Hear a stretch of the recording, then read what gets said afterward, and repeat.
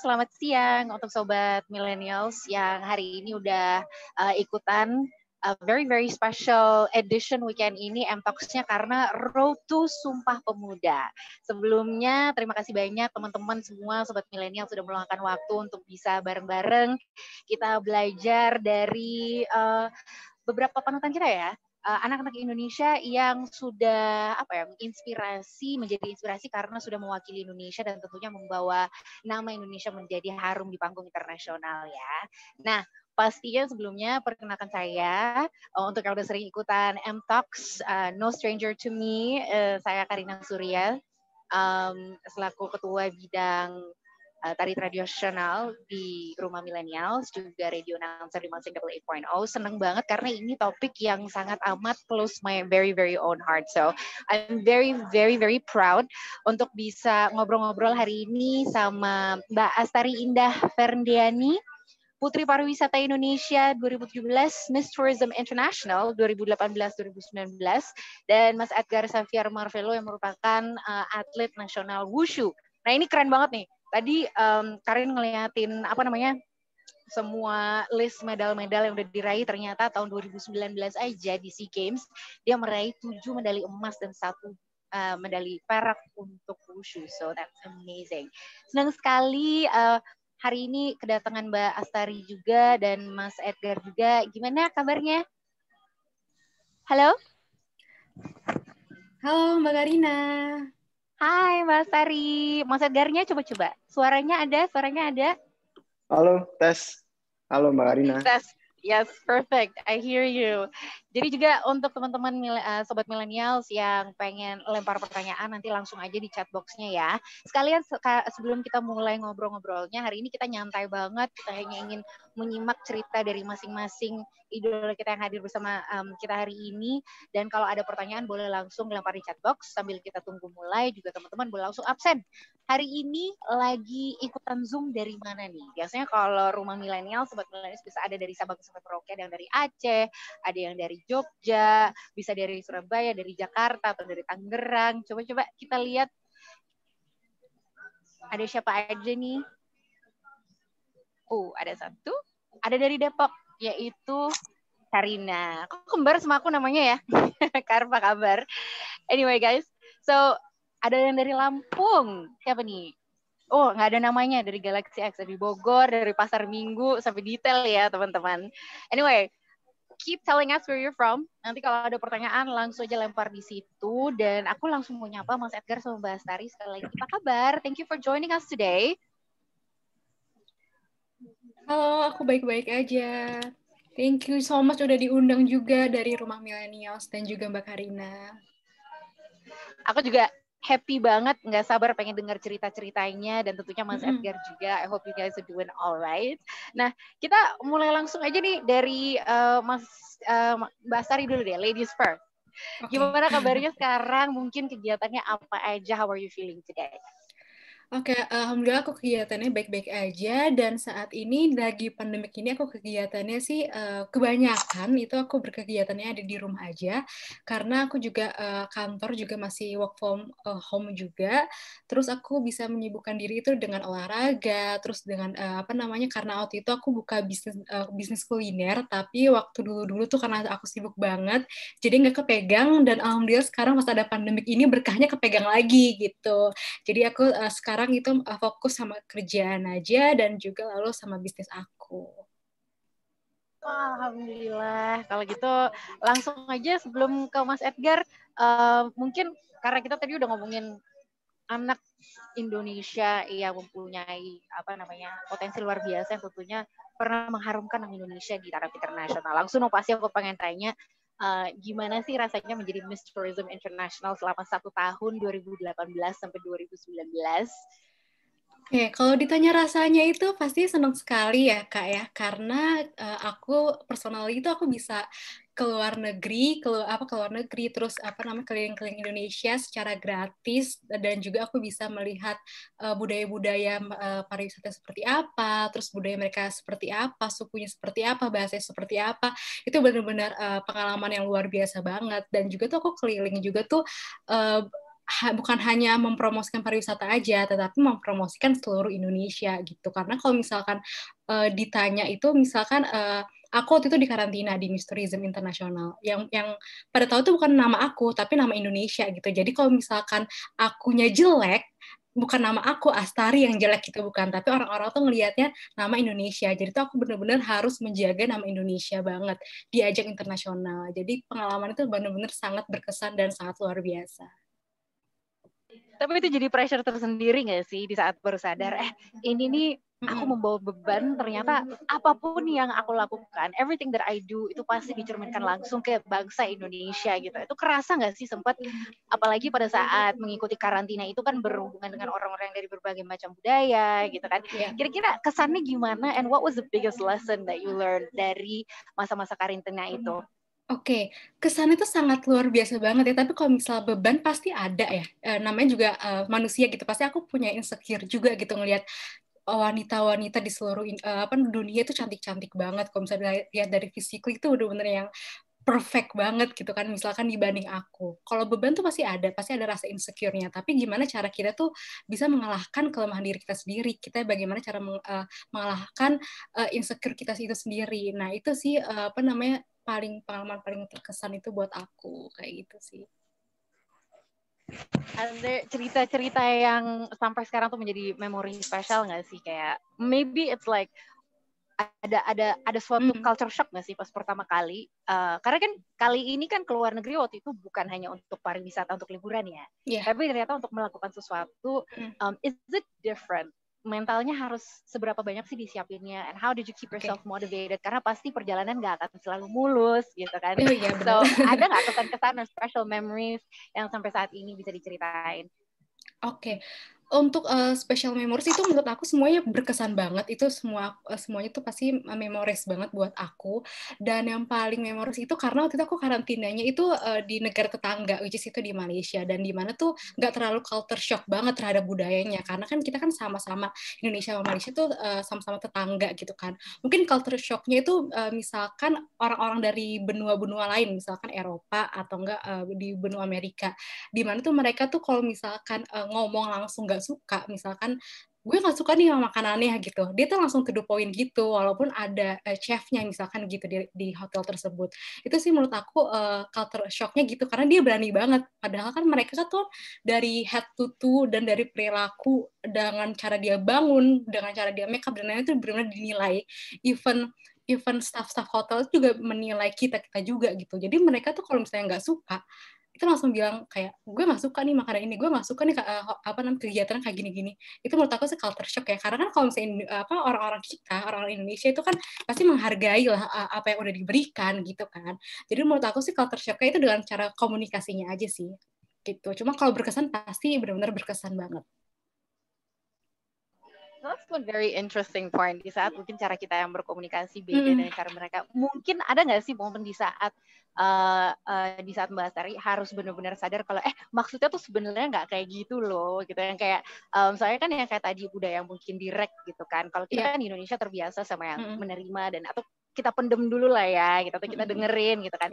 Kalau ada budaya lain yang mungkin tidak seperti itu. How did you deal with that? Dan awalnya sempat ini nggak sih, sempat kayak perlu adjustment sedikit untuk mungkin berkomunikasi dengan orang-orang sekitar atau bagaimana, because obviously this is work. Ini siapa tahu mungkin bisa jadi masukan-masukan buat teman-teman sobat millennials yang pengen kuliah di luar negeri atau bekerja dengan in a diverse cultural environment. Mungkin ada nggak sesuatu hal yang sampai sekarang tuh jadi lesson yang ini nih yang harus gue perhatiin di saat gue berkomunikasi dengan orang-orang yang mungkin budayanya nggak sama?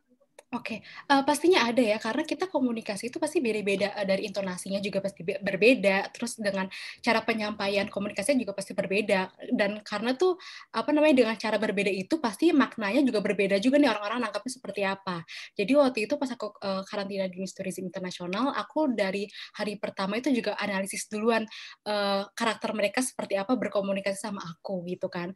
Kadang kalau misalkan orang-orang yang benar-benar Latinas gitu, orang kayak suka sok dengan nada tinggi dan intonasi yang agak besar gitu kan. Kalau misalkan ngomong sama aku tuh pasti aku agak shock, ini kenapa sih orang-orang kayak nggak suka banget sama gue, istilahnya kayak gitu. Nah tapi dari kan aku karantina selama 2 minggu gitu. Jadi dari hari ke hari aku belajar terus, oh ternyata mereka seperti itu komunikasinya. Jadi aku harus menanggapi dengan cara komunikasi seperti ini. Jadi aku benar-benar belajar juga sih waktu di Miss Tourism Internasional gitu.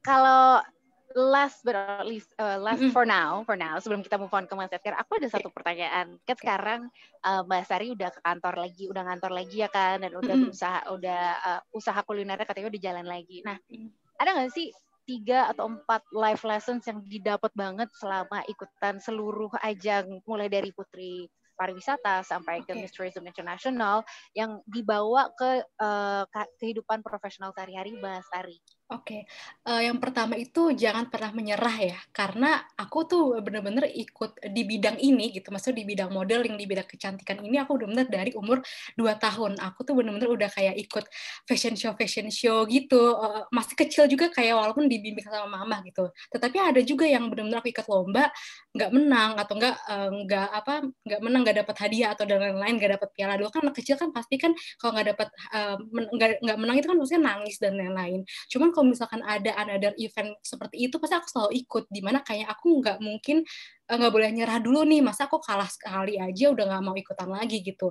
Jadi dari sampai sekarang ini, sampai aku benar-benar ke Miss Tourism International ini, aku benar-benar dari bawah banget, yang benar-benar aku kebanyakannya gagal, tetapi aku terus mengikuti kegiatan-kegiatan seperti ini sampai aku dewasa seperti sekarang. Jadinya tuh pelajaran yang pernah aku dapetin, jangan pernah menyerah gitu, dimana harus berjuang sampai ke titik yang paling tertinggi gitu sih. Apalagi kalau at the end of the day, kalau misalnya sukses kan Indonesia juga namanya yang harum ya. Iya benar-benar, karena kan yang pertama kan di announcement-nya kan bukan nama Astari yang menang gitu kan, tetapi kan namanya representing Indonesia gitu yang di-mention gitu. Oh, thank you.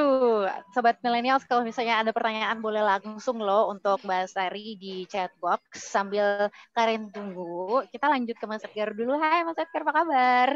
Halo Mbak Karin, ya kabar puji Tuhan baik. Sekarang lagi di rumah nih Mas?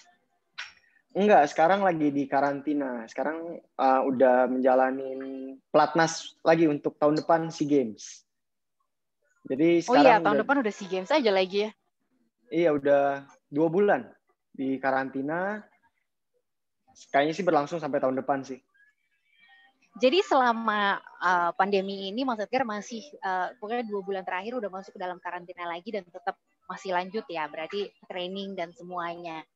Gimana, betul. How is the training? Apakah ada perbedaan mungkin dari segi protokol-protokol sekarang masih dalam masa strict safety measures-nya atau bagaimana? Beda nggak pelatihan sekarang sama latihan itu? Sebenarnya overall sih lumayan sama ya, karena kan kita sebelum masuk karantina juga semua masing-masing udah di swab test ya, untuk menjaga keamanan, terus menjalankan protokol.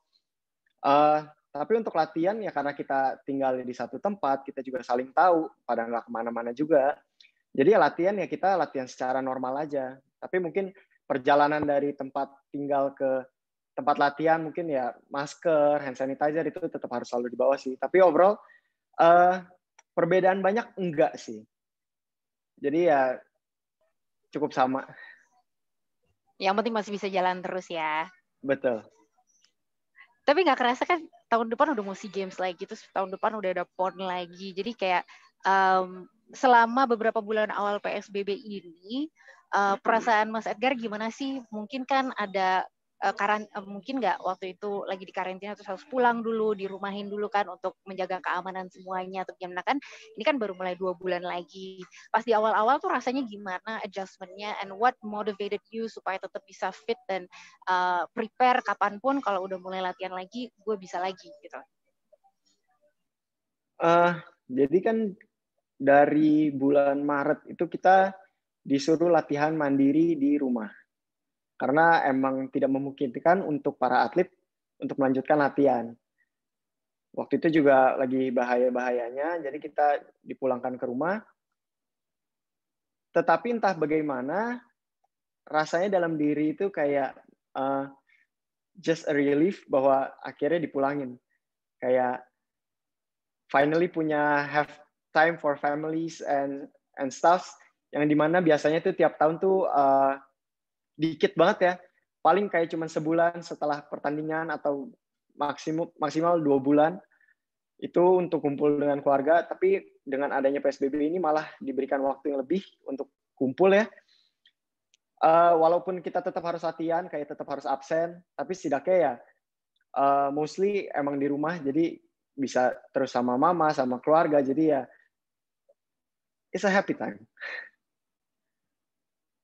Jadi ternyata bisa jadi blessing in disguise juga ya untuk banyak banget yang mungkin tadinya kebayang. So that is the life of a professional athlete. Jadi kayak dalam waktu setahun cuman mungkin beberapa bulan ketemu sama keluarga dan bisa benar-benar quality time, dan sekarang benar-benar intens banget kemarinnya selama latihan dari rumah. So itu benar nggak sih bisa jadi motivasi juga untuk Mas Edgar untuk bisa keep on going and just do your best even from home?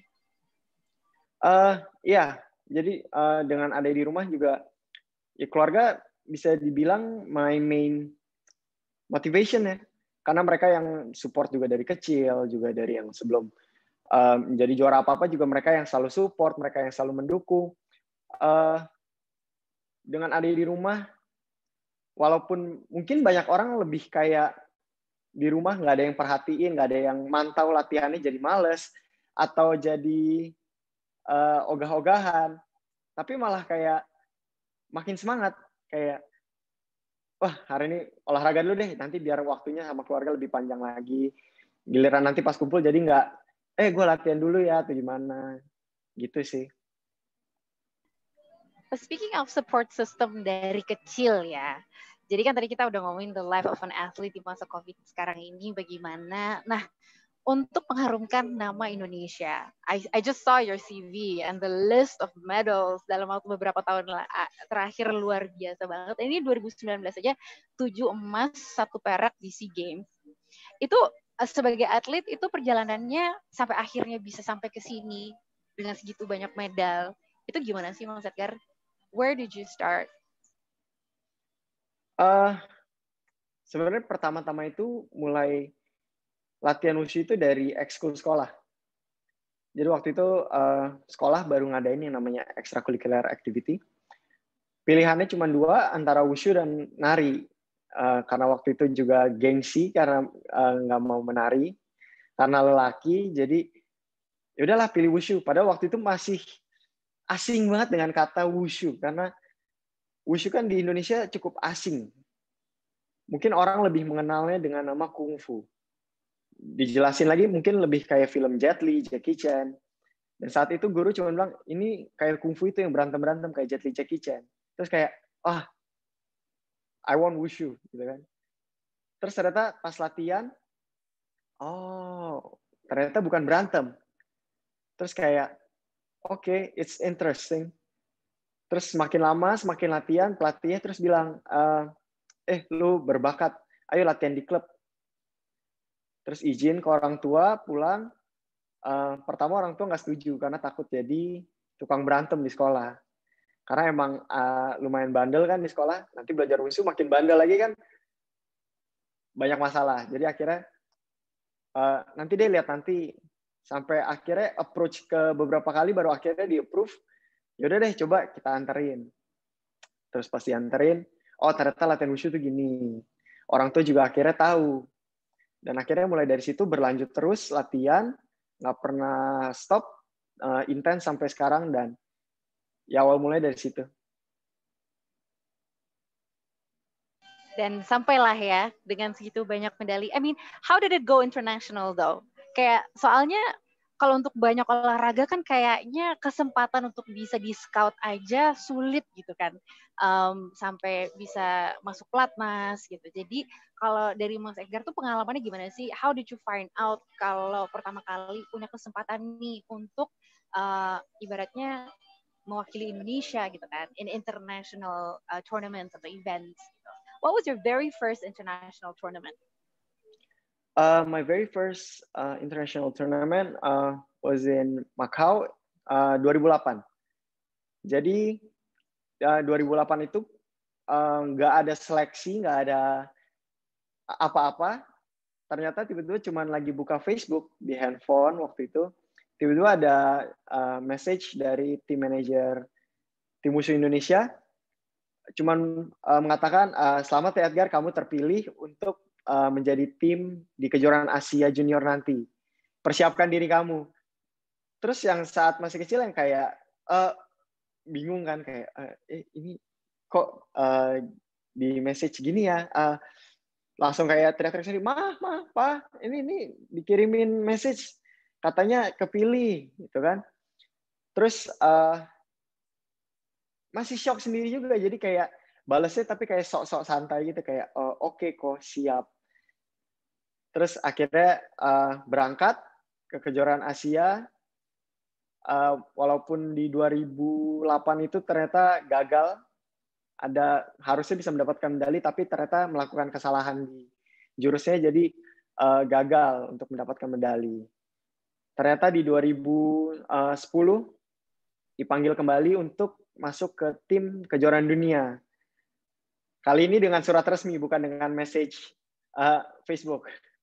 Dengan surat resmi, ada nama-nama yang terkirim, akhirnya pergilah ke Singapura untuk bertanding di sana. Dan puji Tuhan di nomor toya mendapatkan 1 medali emas. So that was your very first international medal berarti ya? Yes. Is that one of your favorite medals until now? Now they had so many, gitu. My favorite medal yang 2019 kemarin sih, yang di Shanghai kejuaraan dunia. It's one of the most memorable and one of my favorite medal. Tapi kalau bisa nggak milih ya semua favorite medal sih, karena semua punya ceritanya masing-masing. Dan itu pasti semuanya juga kan pasti melambangkan all of your hard work and your consistency selama bertahun-tahun. And you are 21 years old now, and you've had so many medals. Berarti you've been doing this for 10 years, almost 12 years now sekarang berarti ya. And I guess at 21 berarti perjalanannya juga masih panjang banget. So speaking of the road so far, mau tanya dong, karena perjalanan seorang atlet kan is very physical kan, so your mental state matters gitu for your performance, juga your practice technicals juga it matters. What happens di saat mungkin salah satunya lagi nggak 100%, but you need to motivate yourself untuk bisa tetap latihan, training on and stick to the target gitu. How do you motivate yourself? Mungkin if either any of it lagi off itu, mungkin better to be physically, karena di saat physically off kayak badan capek, badan lemes, itu we can still motivated with our head, our heart. Tapi kalau misalkan mentally off, it's kind of hard. Itu kayak susah banget, karena di saat kita lagi jenuh atau misalkan kita lagi capek banget, ada masalah lain atau pikiran lain, itu salah satu hal yang bisa banget mengganggu atlet. Karena kalau misalkan kita lagi latihan, kan tingkat kesulitannya lumayan sulit. Jadi kalau misalkan kita nggak konsentrasi sepenuhnya, kita nggak fokus, itu bisa banget menimbulkan cedera. Itu rawan banget. Jadi kadang kalau misalkan lagi jenuh atau lagi apa, lebih ke refreshing sih. Lebih kayak ngobrol, lebih ke nongkrong, lebih ke main. Nah, itulah gunanya teammate juga ya di tim Wushu ini. Walaupun meski kita kalau bertanding itu sendiri, tapi kita tetap butuh sebuah tim untuk saat-saat seperti ini. Di saat kayak mental kita lagi down, atau misalkan kita lagi capek, kita sesama teammate, sesama pelatih pun juga kita saling semangatin gitu. Kita saling memberikan motivasi. Diingetin lagi tujuannya itu apa, target kita apa, goals kita apa. Dan di saat itu kadang mungkin yang masih susah dicari motivasinya. Tapi tetap meskipun lagi kurang motivasi atau apa, pokoknya pelatih bilang always do it with your heart. Jadi meskipun lu capek, misalkan lu jenuh, tapi di saat lu masuk ke lapangan karpet latihan, itu lu harus sepenuh hati, lu nggak boleh setengah hati. Gitu. Oh, that's an amazing input. Kalau biasanya sekarang, now that you've been into this at the highest level for a while gitu kan.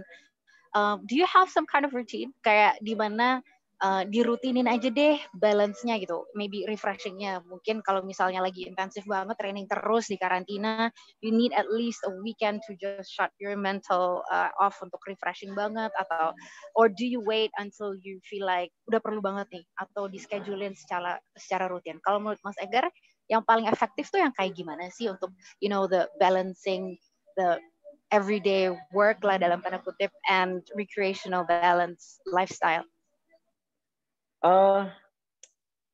Buat aku sih lebih baik kita rutinin sebelum terjadi sebuah hal yang menumpuk. Jadi lebih baik dari jauh kita sudah ya pelan-pelan kita tenangin pikiran kita, walaupun cuma seminggu sekali misalkan. Kan di Platnas ini libur seminggu sekali, hari Minggu. Biasanya itu untung ini Platnasnya di Jakarta, jadi bisa pulang ketemu keluarga, ya bisa refreshing. Ya sekarang lagi PSBB jadi refreshingnya di rumah. Tapi namanya kumpul keluarga, ngobrol-ngobrol, tukar pikiran, itu tuh udah sebuah kesempatan yang luar biasa sekali yang bisa dilakukan tiap minggu.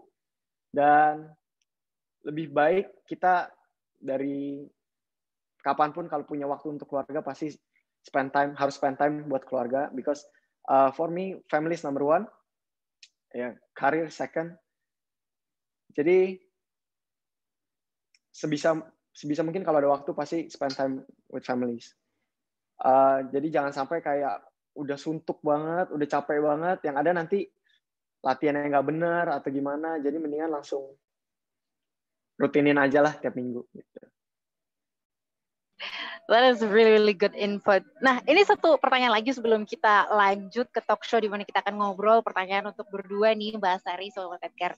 Pertanyaan terakhir dari aku tuh, on competition day, on D-Day, athletes masing-masing biasanya punya rutinitasnya sendiri untuk bisa make sure dia bisa fokus untuk menghasilkan performa yang optimal gitu kan, maximize your performance.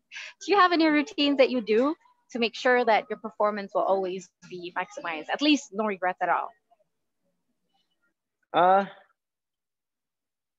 Sebenarnya sih kalau udah pertandingan, di hari pertandingan tuh sebisa mungkin jangan pikir bahwa itu pertandingan, karena itu bisa bikin jadi deg-degan banget, jadi bikin nervous banget. Jadi kadang tuh mikirnya kayak latihan aja lah, wah ayo udah kayak latihan aja, ini latihan kok, ini latihan, kayak pikirnya latihan, ini latihan. Makanya kenapa orang bilang berlatihlah seperti bertanding, bertandinglah seperti berlatih.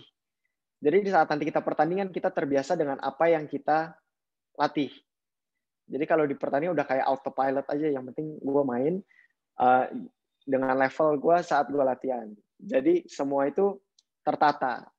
Tapi kalau untuk rutinitas sebelum tandingnya, ini sebenarnya sih nggak ada yang tahu, cuman kadang-kadang kan dengerin musik lagi perjalanan atau misalkan sebelum pemanasan, pasti dengerin musik dan pasti muter lagu Indonesia Raya. Entah gimana tuh rasanya tuh merinding sendiri, deg-degan sendiri, terus kayak oke, gila, ini bikin motivasi banget sih. Rutinitas yang selalu aku lakuin sih itu. Jadi ya untuk yang lain nggak ada sih. Indonesia Raya emang luar biasa banget, apalagi kalau udah performance. Aku yakin juga Mbak Astari sebagai you also join like an international pageant seperti itu. Kalau di event it's always that, apalagi di pembagian medali ya pasti ada Indonesia Raya. Kalau mau mulai juga pasti ada Indonesia Raya. Kalau di Miss Tourism gitu, how do you remind yourself that okay, I'm about to go on stage, I need to focus right now. Pertanyaan yang sama, ada rutinitas kecil kan supaya make sure performanya optimal. Mbak Karina kepotong-potong suaranya, Mbak.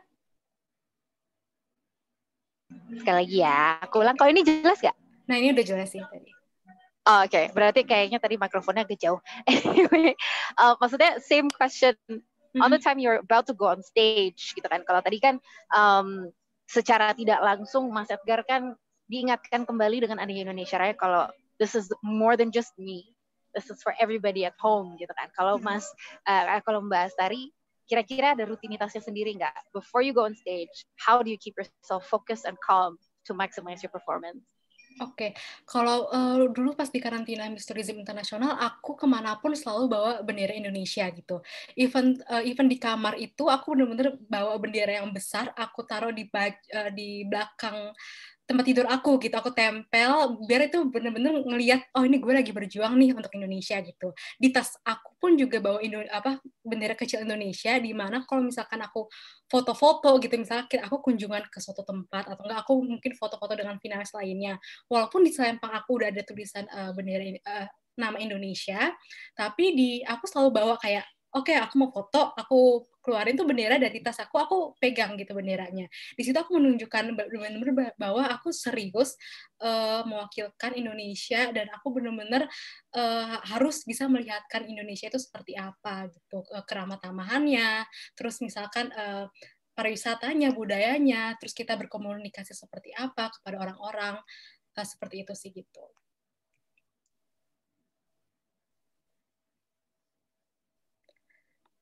Mbak Karina masih di mute kayaknya deh kalau ngomong, jadi aku nggak kedengeran nih. Oh, that's right. That's right. Okay. So, tadi kita udah ngomongin bendera, udah ngomongin Indonesia Raya, sorry.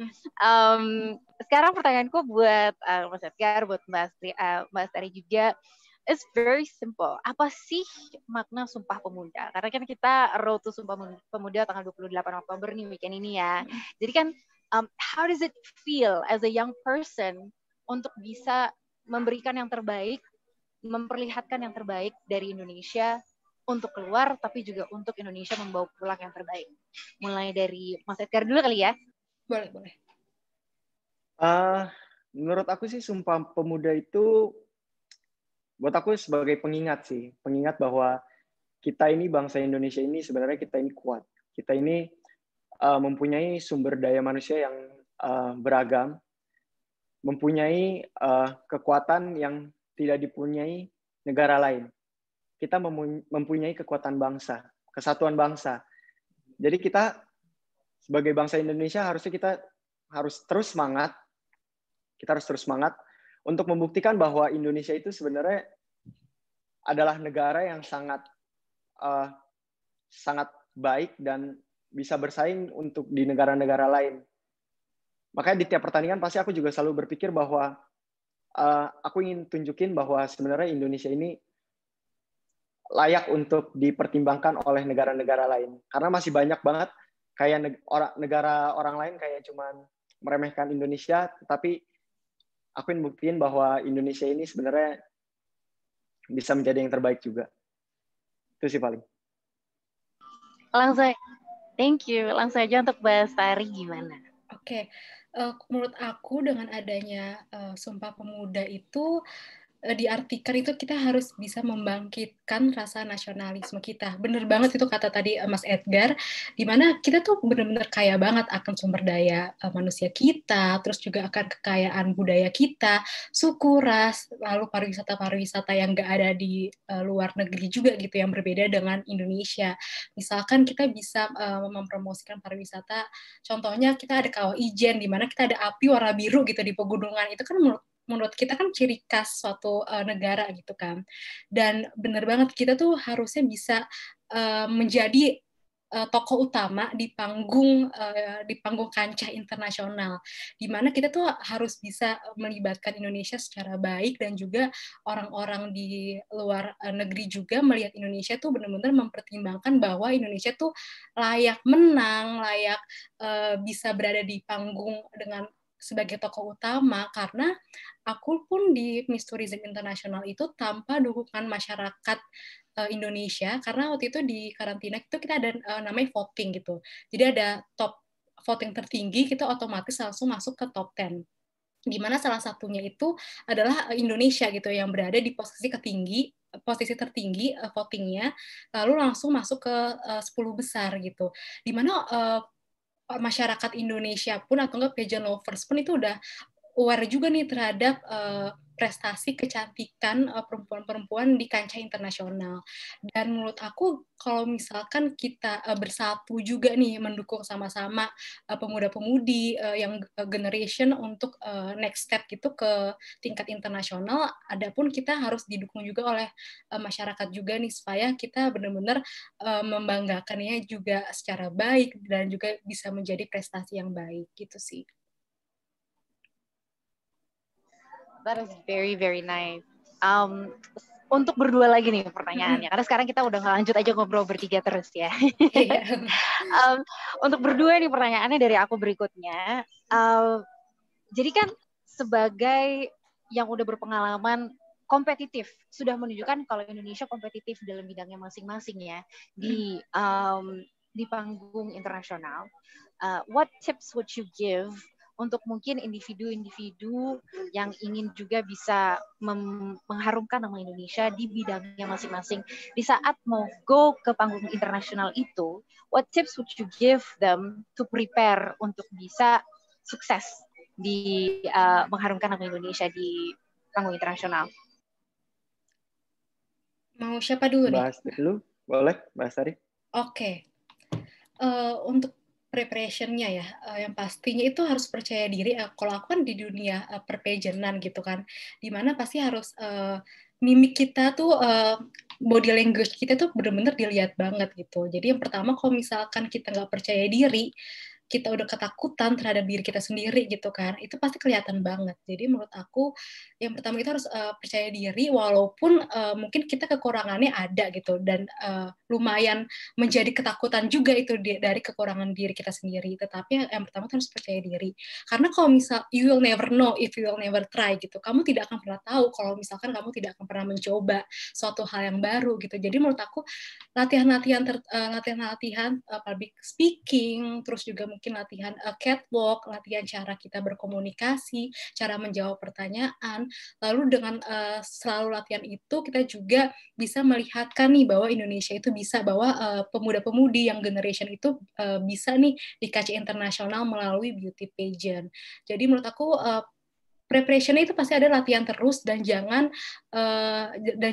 takut untuk kalah gitu, karena pasti semua orang pasti tahap pertama itu pasti akan kalah dulu gitu kan, dimana kita bisa belajar dengan kekalahan diri kita sendiri, dimana dengan kekalahan kita bisa evaluasi nih ke depannya, oke, mungkin gue kemarin tuh kalah karena kurang A, B, dan C gitu, dan di situ aku belajar lagi, aku asah lagi ilmunya, lalu aku ikut lagi kompetisi-kompetisi, event-event berikutnya lagi, dan di sana aku benar-benar membuktikan bahwa aku tuh bisa gitu, bahwa bukan aku aja yang bisa, tetapi pemuda-pemudi di Indonesia, terutama perempuan, untuk mau ke dunia kontes kecantikan di internasional bisa. Karena kalau misalkan aku dilihat sendiri pas di Miss Tourism Internasional itu, kalau dilihat dari physically pasti banyak banget yang lebih kurus daripada aku, lebih putih daripada aku, which is kalau bule-bule kan bener-bener physically-nya itu yang paling penting gitu. Aku bawa dengan diri aku sendiri, dengan apa adanya aku, lalu aku bisa menunjukkan ramah tamahnya Indonesia seperti apa, terus bisa berkomunikasi kesopanan perempuan Indonesia seperti apa, dan juga cara berkomunikasi yang baik itu seperti apa kepada finalis-finalis lainnya, dan itu nanti menjadi akan diri sendiri itu menjadi nilai tambah gitu, karena bukan chevron LO atau panitia aja yang menilai kita, bukan juri aja yang menilai kita. Kita dari pertama dijemput di bandara itu udah benar-benar dinilai. Mungkin penampilan seperti apa, terus mereka sapanya itu bagaimana, cara kita bersikap itu bagaimana. Itu benar-benar harus kita kembangkan, harus kita perlihatkan keramah tamahannya Indonesia seperti apa. Karena aku pernah dapat waktu di nasional, ini bukan di internasional, di Putri Pariwisata, itu karantina aku tuh bener-bener staff hotel pun aja ditanyain, misalkan, oke, nomor finalis 30 Astari seperti apa gitu. Jadi bener-bener kita harus respect juga dengan staff-staff hotel tersebut, walaupun itu mereka sebenarnya cuman lihat kita sekilas aja. Cuman kalau misalkan kita udah bad attitude ke mereka, terus komunikasi kita jelek ke mereka, itu kan menjadi penilaian kita juga. Dan menurut aku sih benar-benar harus menjaga sifat juga perilakunya gitu sih. Langsung lanjut ke Mas Edgar. Banyak tuh notes-nya tuh Mas. Terima kasih. Untuk aku sih tips ya untuk bisa bertanding di kancah internasional, yang bisa membanggakan Indonesia itu bukanlah instan. Jadi tips juga bukan sekedar hanya 1, 2, 3, tapi banyak sekali yang harus dilakukan dan harus dipikirkan. Karena untuk menjadi juara dan untuk bertanding internasional bukanlah hanya sekedar mimpi, tetapi juga memerlukan kerja keras, memerlukan doa, memerlukan restu dari orang-orang terdekat. Jadi mungkin kalau dari aku, pertama-tama kita harus mencari motivasi itu. Karena mungkin di saat nanti kita lagi down, atau kita lagi jenuh, atau gimana, motivasi itulah yang bisa membangkitkan kita dan bisa membuat kita bertahan, untuk selalu berjuang, untuk apa yang kita ingin raih. Lalu kedua juga, betul kata Mbak Sari, kita perlu kepercayaan diri. Sebelum kita meyakinkan juri-juri, sebelum kita membuktikan ke orang-orang lain apa yang kita punya, apa kemampuan kita, apa kekuatan kita harus mempercaya kepada diri kita sendiri dulu. Kita harus yakin kepada diri kita bahwa kita ini yang terbaik. Mau yang lain lebih bagus di kategori apa atau bagaimana, kita harus selalu percaya bahwa kita yang terbaik. Jadi kita harus tunjukkan ke mereka bahwa, nih, saya ini yang terbaik. Jadi agar faktor-faktor seperti kayak nervous atau gimana itu bisa dilawan dengan baik. Karena di saat kita ketemu lawan atau misalnya kita ketemu orang-orang, ini seperti kayak sifat manusia. Kalau misalnya melihat sesuatu yang baik, kita selalu bisa merasa insecure. Kita merasa takut, kita merasa ragu dengan kemampuan kita. Padahal sebenarnya kita ternyata lebih bagus. Jadi betul banget kita harus memerlukan kepercayaan diri juga. Ya, dan yang terakhir, kita harus punya tekad. Karena perjalanan untuk sampai ke sekarang ini juga nggak gampang. Dan di dunia ini nggak ada yang instan.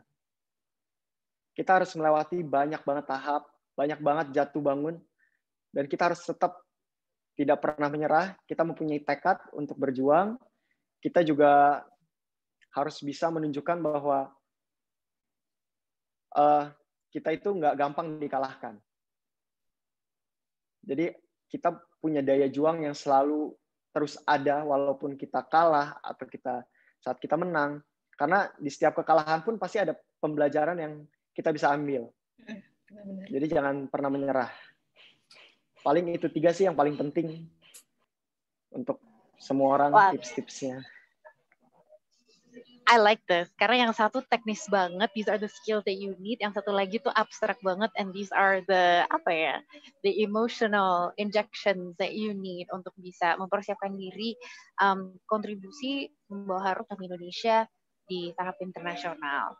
Oke. I mean, thank you to you both. Aku pengen langsung lempar ke audience kita nih, ngajak ngobrol audience kita. Tanya-tanya, siapa tahu ada pertanyaan, boleh langsung dilempar di chat box ya, Sobat Millennials. Ada nih satu, ini kayaknya fansnya Mas Edgar deh. Katanya ini dari Hideki. Halo Hideki.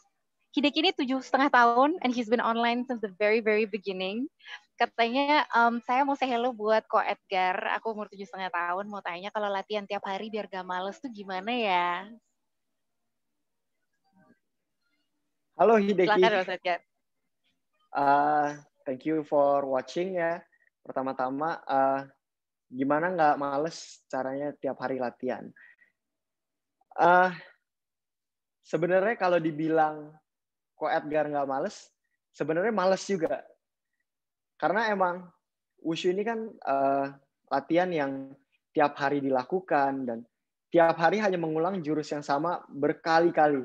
Dan itu pasti bosen. Dan pasti kadang ada rasa capek, jenuh, itu yang bisa membuat kita males. Tetapi kita harus ingat bahwa jika kita ingin juara, lawan terberat kita itu bukan musuh-musuh lain, bukan musuh-musuh dari kota lain, bukan dari negara lain. Tetapi musuh kita itu yang paling berat adalah diri sendiri. Kita dari bangun tidur pun kita sudah lawan diri kita sendiri. Antara kita ingin tidur atau ingin bangun dan meraih mimpi kita. Jadi kamu harus ingat bahwa lawan terberat itu diri kamu. Di saat kamu ingin males, di saat kamu ingin tidur-tiduran atau nggak latihan, kamu harus ingat itu tidak akan membuat kamu seorang juara. Jadi kamu harus lawan rasa malas itu jika kamu ingin juara.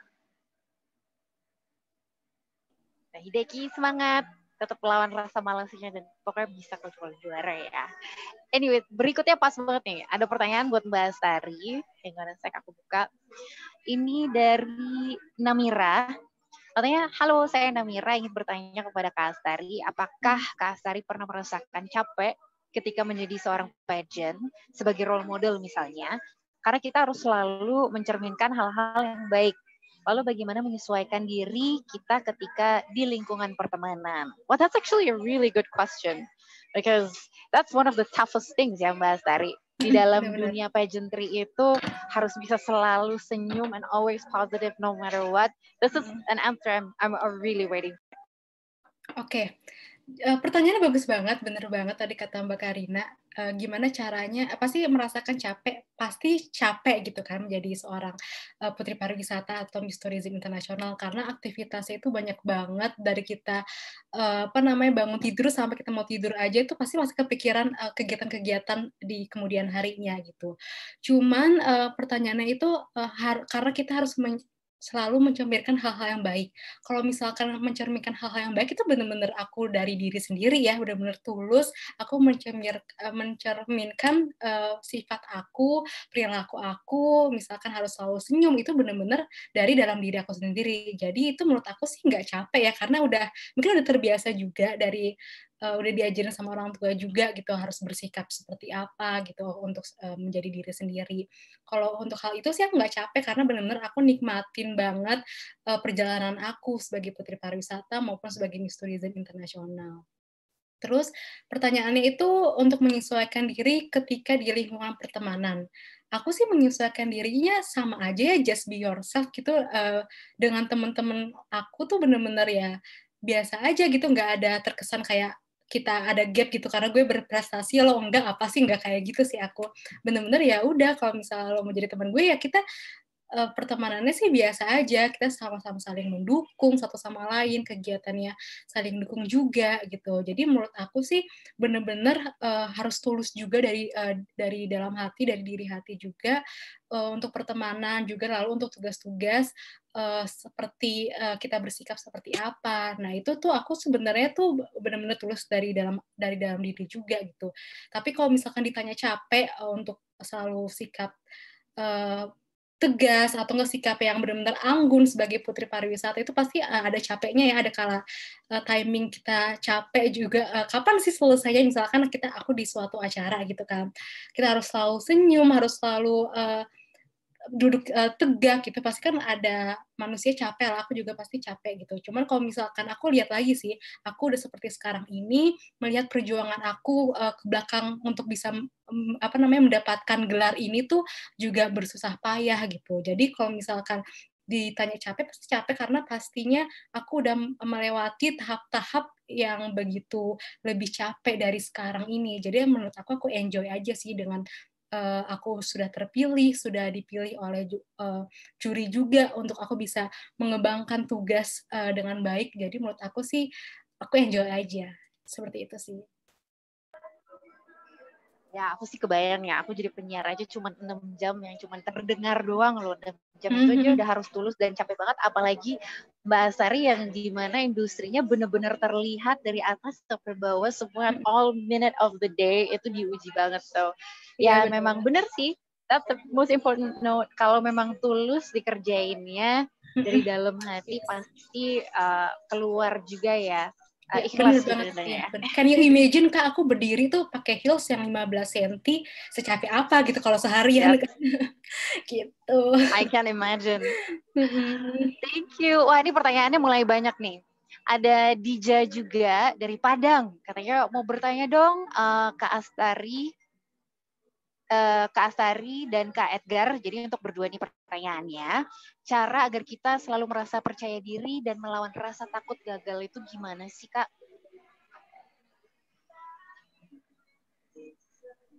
Mas Edgar dulu deh yang jawab. Oke, ya boleh. Bagaimana caranya bisa percaya diri? Sebenarnya untuk bisa percaya diri itu nggak gampang ya, nggak instan juga, nggak dengan hanya 1-2 motivasi terus bisa langsung jadi percaya diri. Aku dulu juga bisa bilang anak yang pemalu, anak yang kalau disuruh apa-apa bisa ke pinggir, ngumpet. Tapi dengan latihan wushu ini, aku diharuskan untuk bertanding di stadion dan tampil di tengah lapangan sendiri dan yang ditonton seluruh stadion. Pertama itu bisa jadi nervous banget, bisa rasanya tuh mau gimana pun pasti badannya rasanya dingin kayak menggigil gitu. Mungkin pertama-tama pasti kita susah untuk mencari kepercayaan diri. Makanya itu dengan adanya latihan. Dengan adanya latihan, di setiap latihan kita harus bisa mengatakan dalam diri kita bahwa kita ini yang terbaik. Aku bisa. Karena dengan secara psychological, apa yang kita ingat, kita pikirkan tiap hari, itu bisa terwujud di kemudian hari. Mungkin bukan dengan 1-2 hari, mungkin berbulan-bulan, mungkin bertahun-tahun. Tapi kalau tiap hari kita mengatakan dalam diri kita bisa. Kita ini hebat, kita ini kuat. Itu bisa memunculkan kepercayaan diri kita sedikit demi sedikit. Dan untuk melawan kegagalan, emang mungkin mengalami sebuah kegagalan, kekalahan itu bukan hal yang gampang untuk kita laluin. Pasti kecewa, pasti sedih, pasti sakit. Tapi itulah hidup. Tidak semua yang kita harapkan itu bisa terjadi sesuai dengan harapan kita. Kita harus bisa bangkit dari kekecewaan itu dan bisa lebih baik lagi ke depannya. Jadikan itu motivasi dan pembelajaran. Gitu. Pak, I love that. Notes-nya adalah have good and healthy kind conversations with yourself ya, itu intinya ya. Afirmasi-afirmasi itu penting banget. Kalau dari Mbak Astari? Ya bener, aku setuju banget sih sama Mas Edgar itu gimana caranya kita selalu tampil percaya diri gitu. Honestly juga aku personal yang benar-benar malu juga gitu kalau misalkan dilihat, misalkan aku waktu SMP presentasi di depan kelas aja tuh aku malu gitu kan dilihat cuman 40 orang di suatu ruangan gitu. Tapi aku benar-benar melatih itu sebagai pengalaman, aku berlatih terus, bener banget tadi kata Mas Egar, aku tuh orangnya tuh kalau misalkan aku bener-bener lagi insecure terhadap diri aku sendiri, aku berkaca, aku lihat kaca, lihat diri aku sendiri, I can do it, I can do this gitu kan. Aku benar-benar aku bisa nih sebenarnya. Aku cuman malu aja, aku cuma takut aja gitu kan. Tetapi aku bisa nih sebenarnya kalau untuk misalkan presentasi di kelas atau enggak misalkan lomba fashion show gitu. Aku sebenarnya bisa, cuman aku takut kalah aja, takut nggak percaya diri aja. Nah dari itu aku latihan-latihan terus.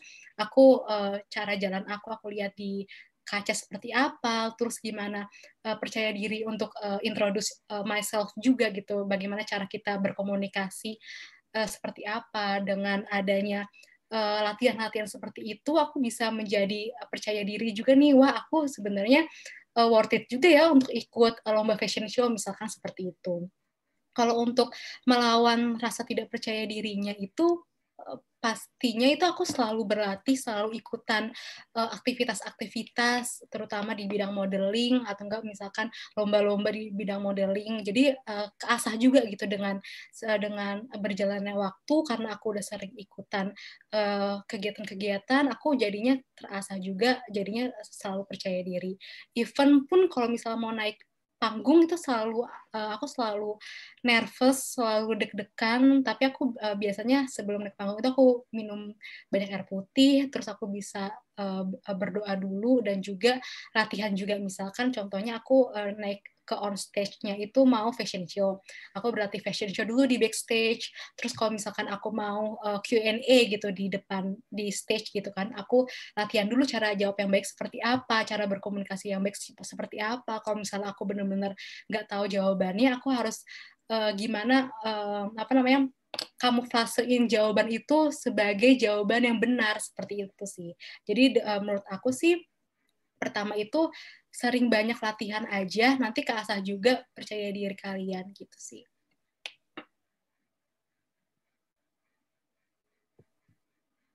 Okay.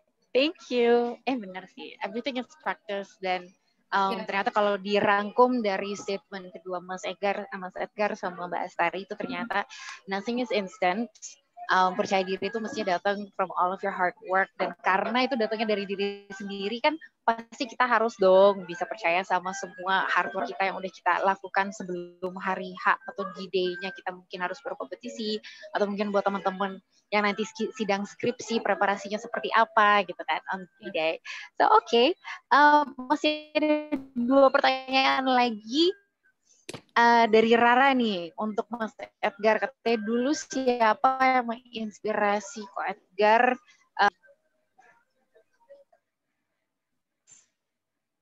Sorry Mbak Karina, tadi putus-putus.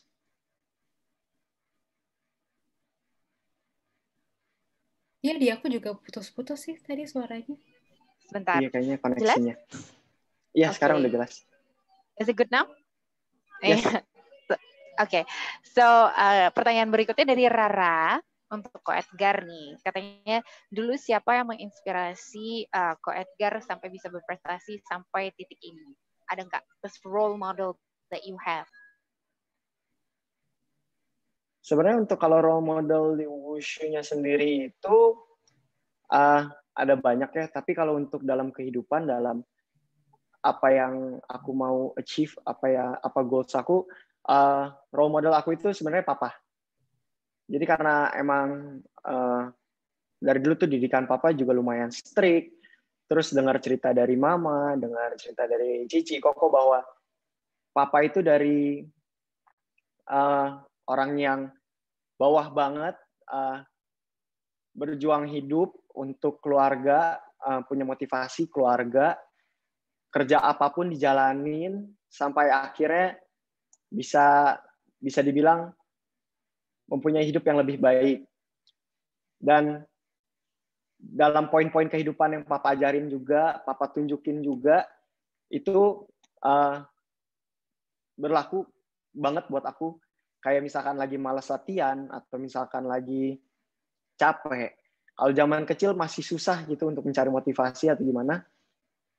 Selalu papa yang tegas ngasih tahu, ingetin bahwa aku yang pilih jalan ini. Jadi dari awal pun aku juga diberi pilihan mau lanjut konsen di sekolah atau mau konsen di wushu. Jadi prioritasnya itu sekolah atau wushu. Aku bilang wushu. Aku lebih suka wushu. Aku nggak terlalu suka belajar gitu. Aku lebih suka aktif gitu.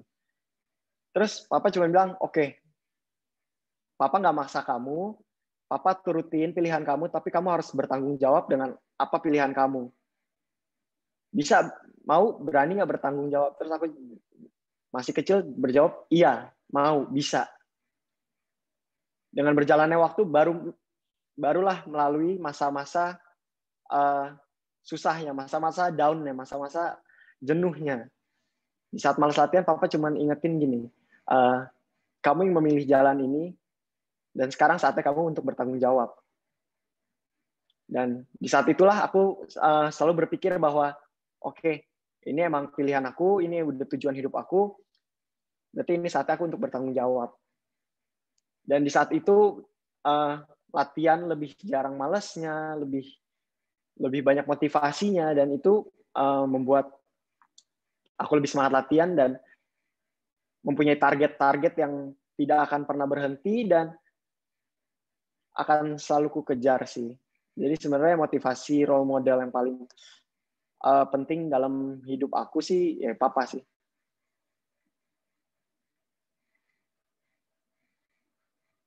family man, family is number one ya, tetap. Tapi itu, I think the support system is very very important. Apalagi kalau kita pikirkan semua sacrifices sekali ya yang udah orang tua atau keluarga terdekat kita berikan untuk semua yang bisa kita capai sekarang.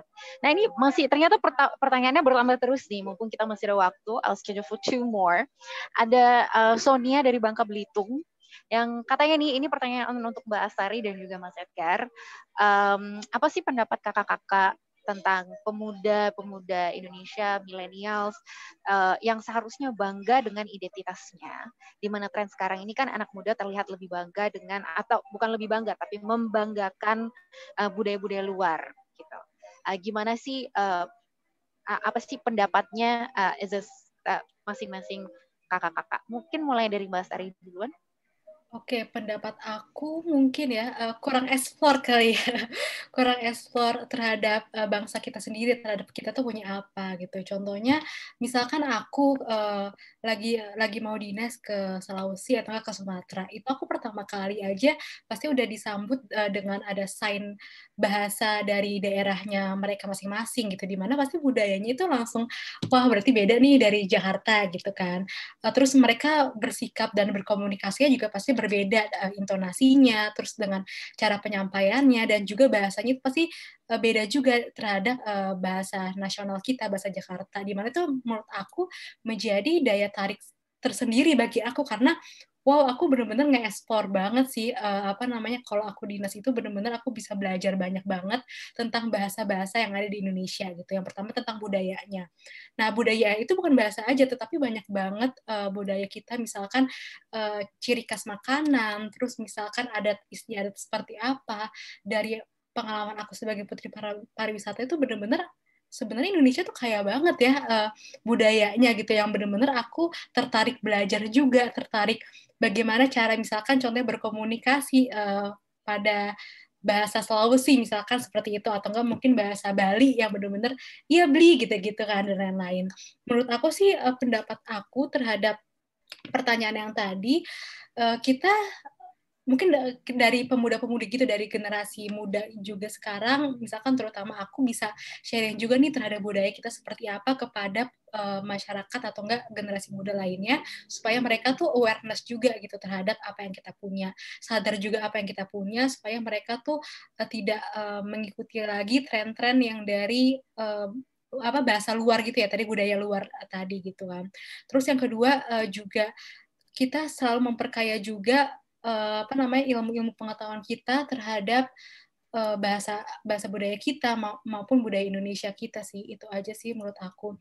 Dan menurut aku sih pemuda-pemudi sekarang udah aware juga ya, udah aware terhadap budaya Indonesia juga sih. Gitu. Ya Mbak? Ya, aware terhadap budaya kita. Enggak, maksudnya okay. Ini koneksiku kayaknya agak sedikit lagi. Oh, now I'm back. Oke, jadi kalau boleh aku rangkum ya, ini spesial banget sih, karena gimana mau bangga, mungkin gak sih karena kurang explore tentang budayanya sendiri gitu kan. Mungkin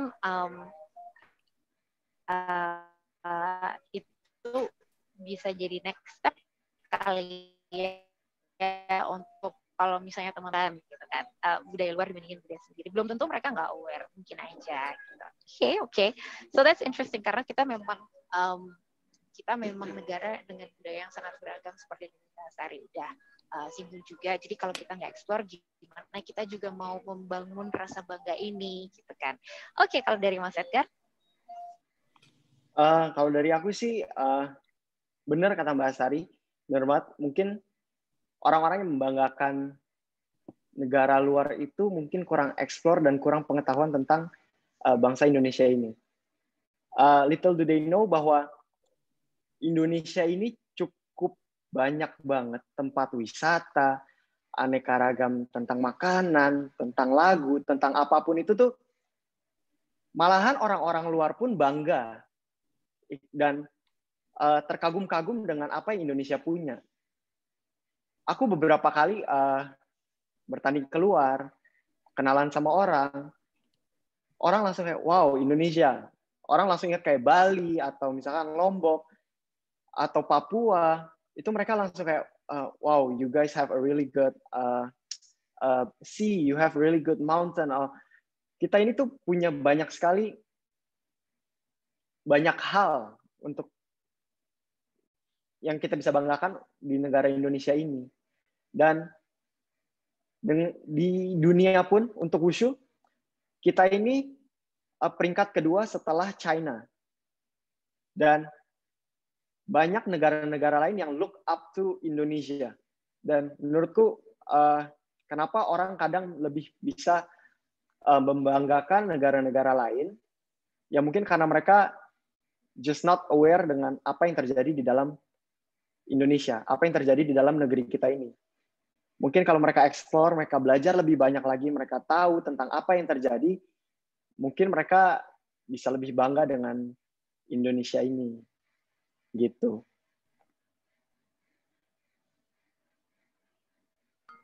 Wah, memang harus tahu betapa orang luar aja bangga banget sama budaya kita ya. Jangan sampai orang luar lebih bangga daripada kita sendiri yang orang Indonesia.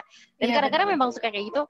Kalau aku pun nari nih misalnya perform di luar negeri, nilai jual budaya kita itu sangat besar dan dicari-cari sekali di luar negeri. Jadi teman-teman yang mungkin sobat milenials lagi ini, ya kan? Iya bener banget.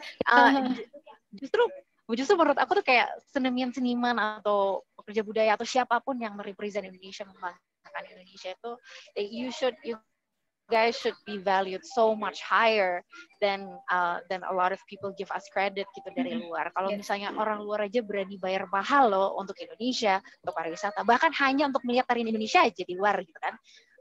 So that is something that us here in Indonesia rasanya suka nggak sampai message-nya. Biasanya anak-anak yang biasa dari luar yang membawa message ini pulang ke Indonesia, kalau suka kaget nggak sih, oh ternyata orang luar tuh aware banget ya sama budaya kita gitu. Apalagi kalau kadang-kadang ya tadi Bali, Lombok, Papua, kadang-kadang kalau aku misalnya kembali ke Eropa, orang bahkan banyak yang berpikir Indonesia itu di dalam Bali, bukan Bali di dalam Indonesia gitu. Bali gitu kan. So thank you. Yes, thank you for those statements. Karena itu jadi note yang penting banget, nanti akan aku rangkum di akhir. Iya benar-benar. Aku mau nambahin lagi. Boleh nambahin lagi nggak? Karena ini udah banyak banget nih note. Oh boleh. Iya, boleh dong, Mbak Astari. Iya bener banget, karena kan aku tuh waktu karantina dan juga aku kan sering bolak-balik Malaysia ya, karena waktu itu Best Miss Tourism International itu ada di Malaysia. Dimana kalau misalkan aku spend waktu di Malaysia itu bener-bener kayak misalkan kafe pun itu ada orang yang menyanyi gitu, nyanyinya lagu Indonesia juga gitu, bener-bener kayak wah kita dikenal ya lagu-lagu Indonesia gitu. Dan juga kalau misalkan performance dari tarian gitu, aku kan juga sering ikut exhibition pameran terhadap tourism gitu ya di suatu negara gitu. Aku representing dari Indonesia sendiri, di mana kita ada waktu tampil performance tarian-tarian dari Indonesia.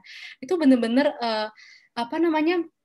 orang-orang itu ngelihat tarian Indonesia tuh kayak wow, ada apa sih, langsung pada ngeroyok booth Indonesia untuk supaya bisa melihat tarian Indonesia. Dan itu bener-bener yang ditunggu-tunggu oleh oleh kru-kru yang ada di sana maupun oleh umum-umum yang lagi lihat pameran-pameran pariwisata dunia, itu benar-benar menunggu performance dari Indonesia banget.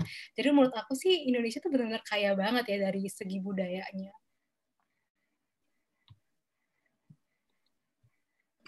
Yes, dan semakin ke sini pencapaian kita tentunya juga semakin banyak di ranah internasional, and that's why kita juga harus semakin bangga menjadi orang Indonesia, and we have to dream bigger. So this is my last question untuk both of you, Mbak Astari dan juga Mas Edgar.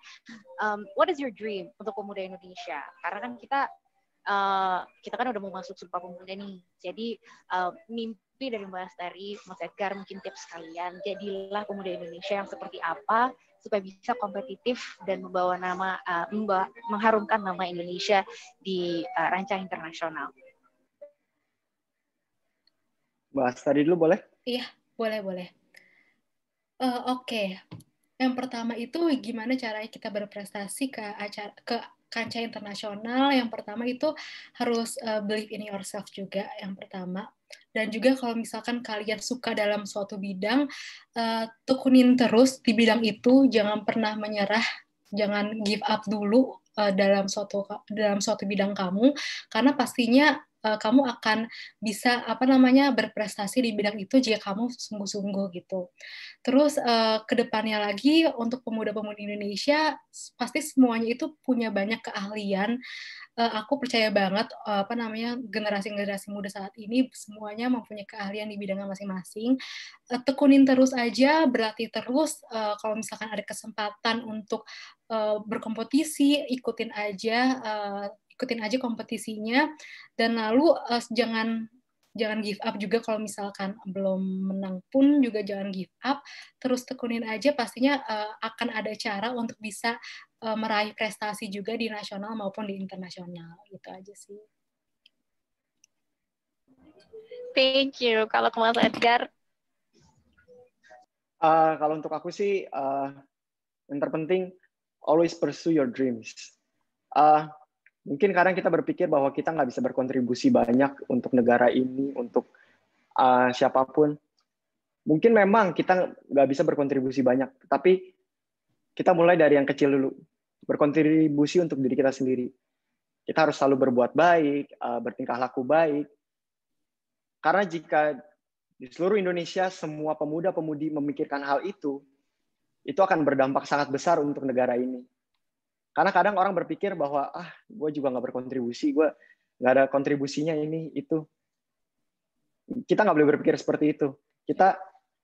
Meskipun kita melakukan hal kecil, kita melakukannya harus berpikir bahwa it's for myself, dan karena kalau kita sudah ngelakuin itu buat diri kita sendiri, baru kita bisa berbuat banyak lagi buat yang lain.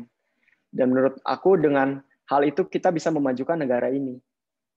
Karena negara ini masih kadang kurang appreciate what they have. Kadang mereka berpikir bahwa rumput tetangga lebih hijau dari kita. Ternyata what's in front of us is better than what they think of. Jadi kita harus selalu berusaha, kita harus pursue our dreams, follow your passion, and do everything with your heart. Paling itu sih. Luar biasa, sesi yang menarik banget nih. I feel very inspired already because kayaknya notes gue aja ini 1 halaman udah banyak banget. Jadi aku mau ucapin terima kasih banyak buat Mbak Sari, Mas Edgar untuk waktunya hari ini di hari Sabtu.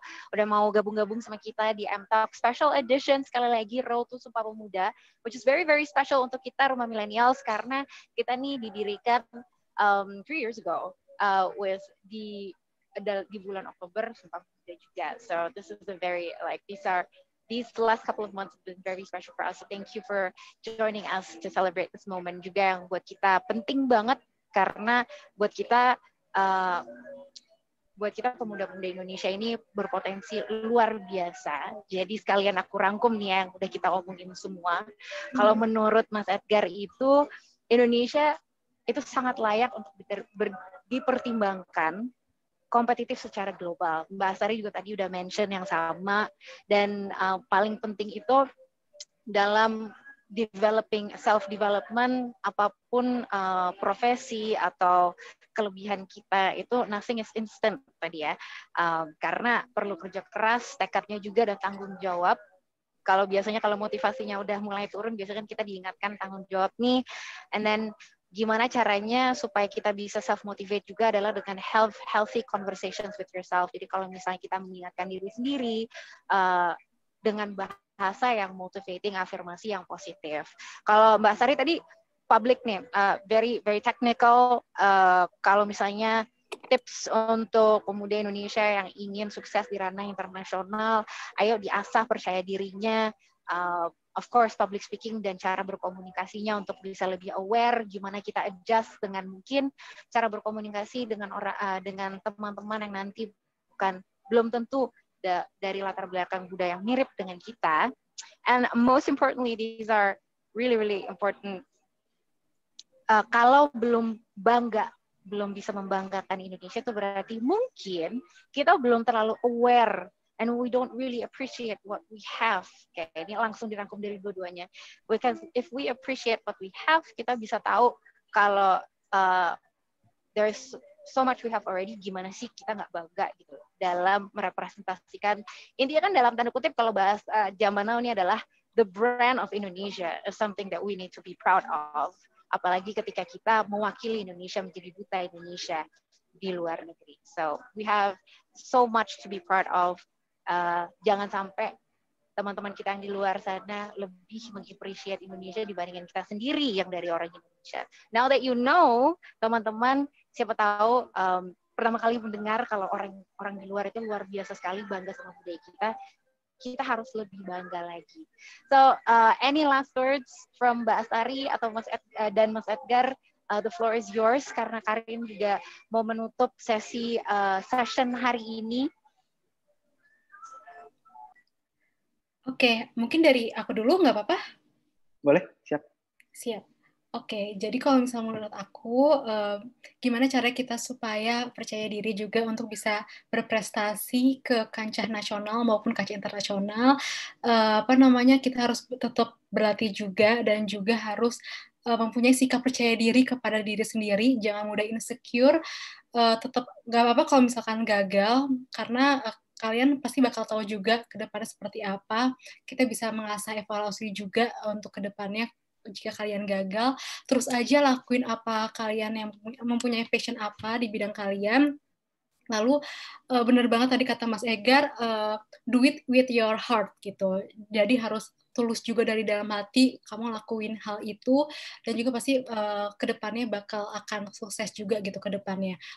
Banggain dulu untuk diri sendiri gitu. Hasilnya seperti apa nanti itu belakangan gitu. Jadi kalau misalkan kalian udah bangga terhadap diri kalian sendiri, pasti sekitar kamu juga pasti bangga juga akan prestasi yang akan kamu punya gitu. Dan pastinya ke depannya insya Allah pasti ada jalannya untuk bisa menuju kancah nasional maupun internasional gitu. Thank you. Kita lempar ke Mas Edgar. Last statement. Lastly, I want to thank Rumah Millennials sudah diundang ke sini. Karena honestly, dari dulu aku nggak pernah berpikir bahwa what I do itu bisa inspire people dan bisa share ke orang-orang. Karena dari dulu aku selalu pikirnya bahwa I just want to pursue my dreams and achieve my goal. Ternyata what I've been through untuk mencapai goal itu dan to pursue my dreams, ternyata my story can inspire a lot of people and I'm thankful for that.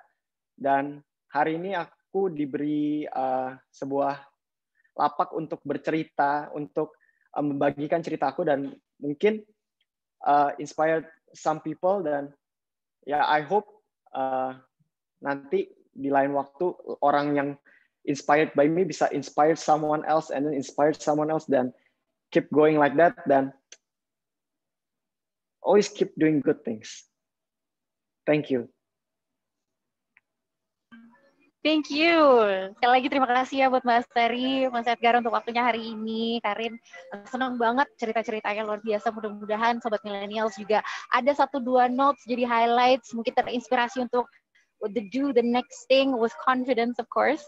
Jadi untuk Sobat Millennials juga sekali lagi terima kasih untuk waktunya hari ini udah meluangkan untuk bisa bersama-sama kita belajar bareng.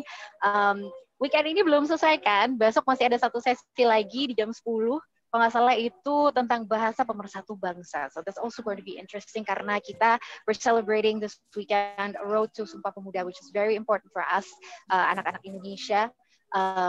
Minggu depan di tanggal 28. Jadi kalau misalnya teman-teman besok mungkin di jam 10 pagi, detailsnya tentunya ada di Instagram @rumah.millennials. Nah, sekalian Instagram, buat teman-teman yang mungkin pengen share highlights hari ini, boleh langsung mention @rumah_millennials di storiesnya masing-masing. So we know kira-kira what are the things that you are interested in. Mungkin ada masukan-masukan atau your favorite things about today, bisa langsung di-post di Instastory teman-teman Sobat Millennials. Nanti langsung di-mention @rumah.millennials. And akhir kata sebelum selesai, kita mau virtual photoshoot dulu yuk. Semuanya boleh nyalain kameranya dulu. Kita boleh teman-teman tim RM untuk ambil alih untuk screenshot-nya ya. Oke, Kak Kai.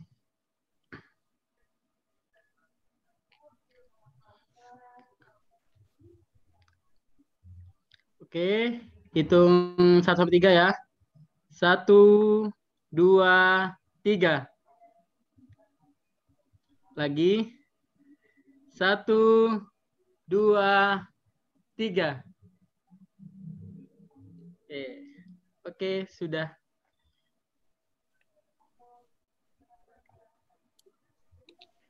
Oke. Wah, sepertinya Kak Kyle hadir lagi ya. Halo Kak Kai.